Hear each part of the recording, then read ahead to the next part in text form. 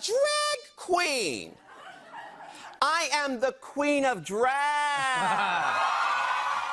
Hello, hello, hello, my fabulous darlings. Welcome back to Queen Central, your ultimate destination for all things drag, drama, and dazzling performances.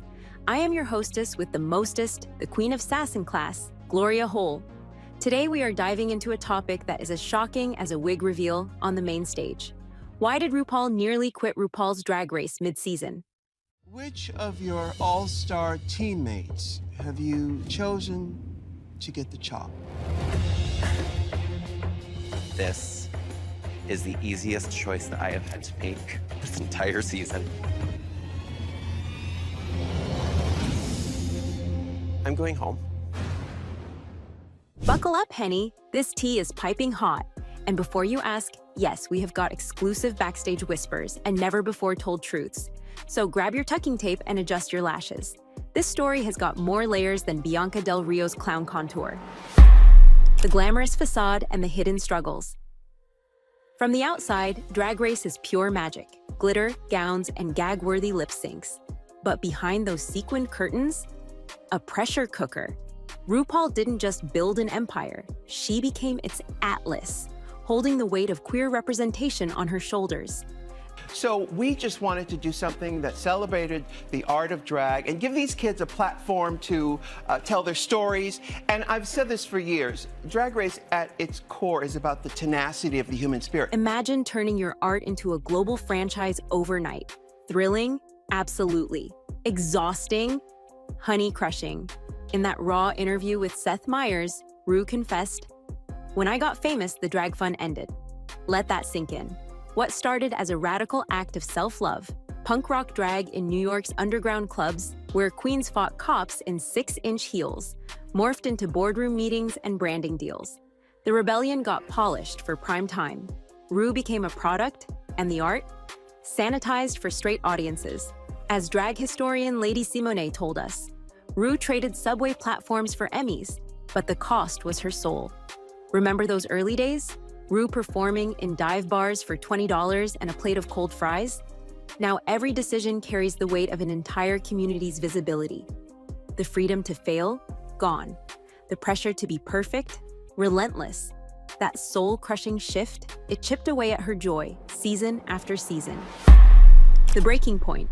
All Stars 8's perfect storm. Now, let us talk about the powder keg, All Stars 8. This was not just drama. It was a psychological war zone. 4 queens teetered on quitting, and the tension backstage? Thicker than contour in a drag king's beard. Jimbo and Candy Muse spilled that producers were scrambling, therapists were on speed dial, and the sisterhood felt fractured. Picture Ru watching her legacy unravel from the judging panel. These queens were not just contestants, they were her chosen family. I've done so many things where I thought, where I was awful, I was terrible, but I had to put myself out there. And when family fractures, you bleed. Ru's always been our unshakable mother goose, but insiders say she would retreat to her dressing room, staring at old Polaroids from her club kid days. One crew member whispered.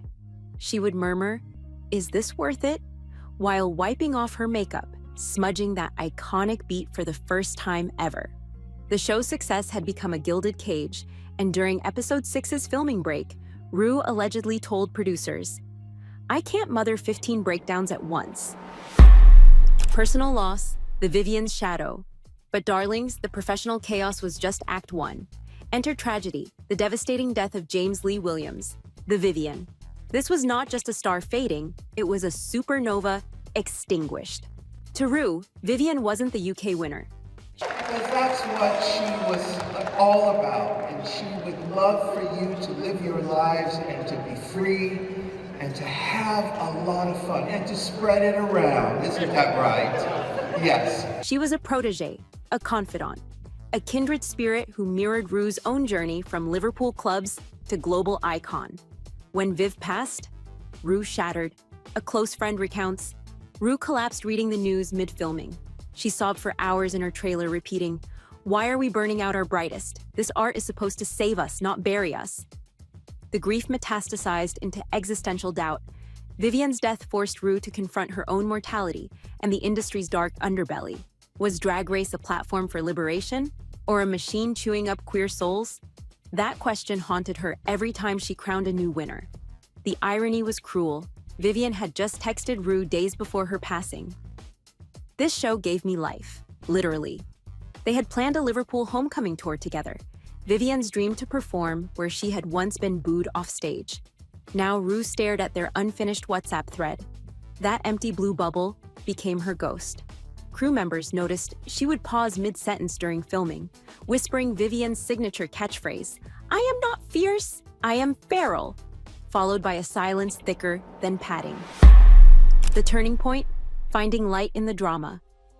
So how did she claw back from the brink? First, vulnerability. Ru did something revolutionary. She leaned on her queens. During a crisis meeting, Jimbo handed Ru a tattered copy of The Velvet Rage, that iconic queer manifesto with passages highlighted. Our flamboyance is armor, but even armor gets heavy. Candy Muse blasted Diana Ross's I Am Still Standing backstage until Ru's tears turned to laughter. Suddenly, Ru stood up, mascara streaked, vulnerability on full display, and began voguing to Diana's beat. "This," she panted, pointing at the sisterhood circling her. "This is the drag that saves lives." And Alexis Michelle? She staged an intervention with Ru's first ever drag wig, a moth-eaten blonde bouffant from 1982. That is when it clicked. Ru realized Drag Race wasn't her burden. It was her baton, in her own words. "We are all born naked and the rest is drag." This show was never about crowns or cash. It was about creating sanctuaries.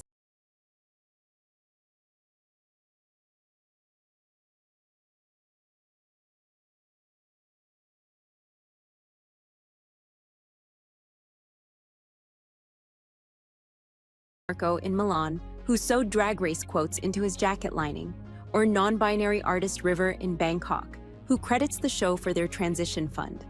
That purpose? It reignited her like a spotlight hitting rhinestones at midnight. The legacy? From survival to revolution.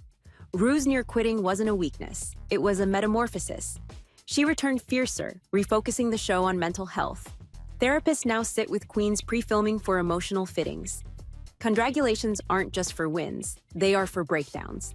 Like when Sasha Colby shared her sobriety journey, breakthroughs, Plastique Tiara's refugee story, and boundary setting, Heidi N. Closet's iconic I Choose Me, exit. And Vivienne's legacy?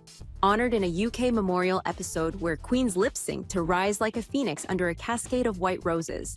Ru's stoic composure broke when she whispered "do her proud" to the contestants. But the real triumph? Ru's authenticity renaissance. She axed producer-driven drama plots, banned toxic judges, bye Felicia, and mandated raw workroom chats. The result? Drag Race birthed spin-offs where Mexico's Christian Peralta celebrates Aztec drag, and Thailand's Engale Anong elevates Kathoey culture. Ru didn't just save her show, she globalized drag's heartbeat. The proof? Look at Drag Race Philippines touring singing Visayan folk songs in a barot saya gown. Each week, we have to let a girl go. Yes. But that's life, isn't it? That is life. But the way you do it is tasteful. Or France's Keona honoring Parisian ballroom voguers. Ru mandated authenticity budgets, $10K per season for queens to infuse their culture into runways. No more generic sparkle, she decreed. When Brazil's Organza featured candomblé deities in a challenge, Ru wept openly.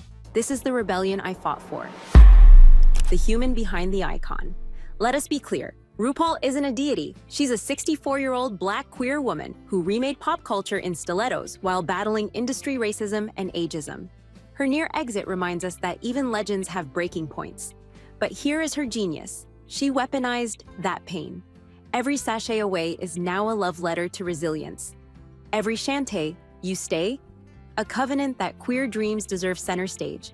As season 16 winner, Nymphia Wynn told us, Ru hugged me post-finale and said, "The crown's plastic, but your truth, that's forever." So next time you see Ru's flawless mug on screen, remember the tears beneath the lashes, remember Vivienne, remember the All-Stars 8 breakdown, and remember, drag isn't escapism. It's rebellion with a side of glitter, a middle finger to conformity stitched in sequins. Ru's journey mirrors every queer elder who carved space where none existed. We started the show as a celebration of drag to celebrate the art of drag and also the courageous hearts of these kids who come up from homes. A lot of times, they're thrown out of homes, and, but they find a place on our show and they find an audience. We build cathedrals from our scars, she told Bob the drag queen recently. Her near quit wasn't failure. It was sacred exhaustion. That vulnerability, it is her greatest gift to the babies. Because if mother can crumble and rebuild, honey, so can you. Before we sashay away, thank you for joining me on this journey, my resilient darlings. Life is a runway. Sometimes you stumble in heels, like when your wig flies off mid-split. Sometimes you conquer in flats. But as Ru taught us, your truth is your fiercest garment. Wear it loud. Let it rattle the cages of anyone who says you are too much. After all, too much is just enough. And let us be real, darlings. Ru is still human. Some mornings she probably stares at that Emmy wall and goes, nope. But then she remembers Marco's jacket, River's transition, and Turing's folk song. She laces up the thigh highs for us. So tonight, light a candle for Vivian. Strut your hallway like it is the main stage. And when life says sashay away, tell it, not today, Satan. I have got drag to do. Until next time, keep your edges snatched, your hearts louder, and remember, in the words of our mother Ru, if you can't love yourself, how in the hell you gonna love somebody else?